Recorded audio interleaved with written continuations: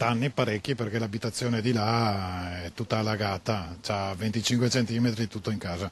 Vento forte e pioggia battente da ieri sera fino alla mattinata. Ampiamente prevista, l'ondata di maltempo che ha interessato il Veneto ha provocato danni soprattutto nella Marca. La Regione dichiarerà nelle prossime ore lo stato di crisi e verrà chiesta al Governo la dichiarazione dello stato di emergenza. A comunicarlo il governatore Zaia dopo il nubifragio che ha interessato soprattutto la sinistra Piave, da Codognea a San Fior, da Conegliano a San Vendemiano fino a Fontanelle, dove all'alba il Crevada ed il Rasego hanno allagato i campi e parte dell'abitato. Questa mattina alle 7 l'acqua non era ancora, era a metà giardino e poi verso le 8 è cresciuta e ci ha allagato la cantina, ci ha allagato la casa di là.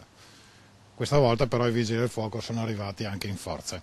Tutto è sotto acqua, conici, tutti che abbiamo cipolle, patate, tutto è sotto acqua. Adesso i danni ci sono tanti perché intanto la macchina e poi sì, la stampante, il computer, le TV sotto le scale che sono sotto l'acqua. Danni ingenti per le abitazioni coinvolte, ma sarebbe potuta andare ancora peggio se non fosse entrata in funzione la nuova idrovora. Abbiamo avuto soddisfazione con l'idrovora della sinistra Piave che hanno già fatto operativa l'anno scorso, che questa qua ci ha veramente aiutato. Complessivamente sono stati una novantina gli interventi dei vigili del fuoco impegnati dalla scorsa notte nelle operazioni di prosciugamento di scantinati e sottopassi finiti sott'acqua, ma non è ancora finita. La Protezione Civile ha dichiarato lo stato di attenzione per criticità idrogeologica sino alle 8 di mercoledì mattina. Le precipitazioni sono previste più intense sulle zone montane, dove per l'abbassamento delle temperature è prevista neve sulle prealpi a partire dai 1100 metri, in abbassamento a 900 sulle Dolomiti.